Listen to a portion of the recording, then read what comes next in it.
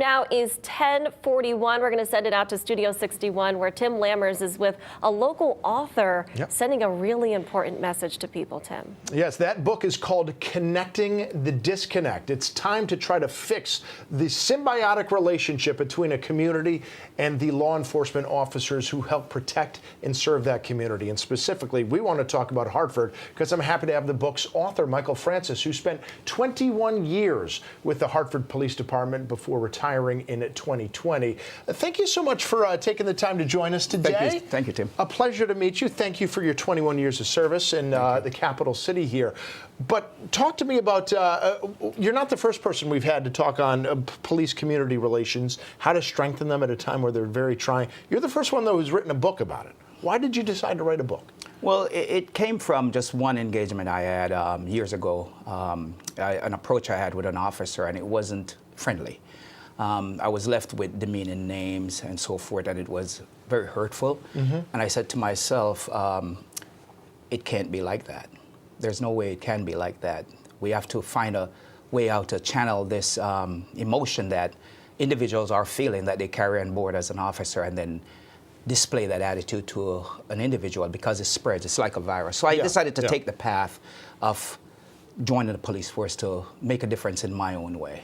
And I wrote this book to collect my footprint, in order so that others could see how to engage and make the society a little bit better. What did you see in your 21 years, specifically towards the latter end, that was a big impetus for writing this book? I think it's a lot of rejection and policing. The society kind of like shift somewhat. The energy changed, and it was more collectively. People kind of like engage officers in a lot of ways that was really not acceptable. And it becomes a two-pronged situation. You have individual officers who kind of like are not strong enough to deal with the conflict that they engage. Right. And you have individuals out there who doesn't even take time to understand one another. So I see there's a disconnect there. People are not engaging and having a conversation as which is necessary to bridge this gap. Yeah, it just seems like, and again, I'm just speaking anecdotally here, there's a two-way erosion of trust, that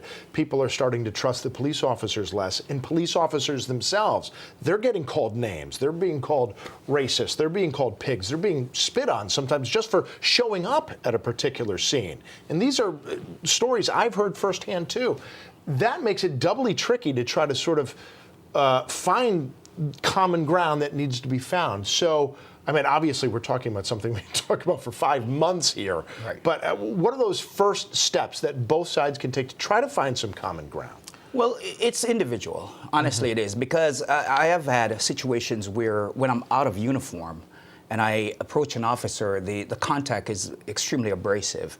You know, if I walk up to someone and I said, like, during an incident, I recall walking to an officer just to ask for a direction. The officer was a little bit abrasive and I guess it's because it's kind of I would say kind of a stigma. It's kind of like something that is just plastered, where the officers are not focusing on the individual, and so is the community. The community needs to stop focusing on the officers collectively and get to know individual officer, get to talk to people, get to know, you know what I mean? And that way you can have a dialogue. Seeing past the badge. Correct. Now, I've heard some people say that one of the biggest ways to do that is to make sure that the people policing a community come from that community. I think that's easier said than done, though, isn't it? It is, because in a general, we're trying to find the best and most suitable person who are aligned with common sense. It's not just the community, but it's really more than just a job. It has to be a person. Okay, it's your personality that makes you a great officer, not exactly where you're from, really. Okay. It's just how you look at things. You have to look at things with fairness and take some balanced approach, and not look at people as title. Look at them as human being, person. Mr. Francis, we're almost out of time, but what else will people find in that book that maybe they weren't expecting to find in that book? Well, you know, in most books, I've always said there is a genre. This is really not a genre. It's for everyone. Police, law enforcement, any individual who wants to look into. It's thought-provoking, and they'll find information about how to interact, how to engage themselves, and how to balance this approach and deal with society on an equal level, fair level, and honest level. And where can people get it? It's available online at Barnes & Noble and on Amazon.com. Amazon and Barnes & Noble, connecting the disconnect. Thank you so much for your service to the city that we all love, you know, the city I was born in as well. And thank you so much for doing what you can to try to repair a lot of these relationships that have gotten fractured over the years. Thank you, sir. We do appreciate it. It's a pleasure. Thank you so much, Thank Mr. you. Francis.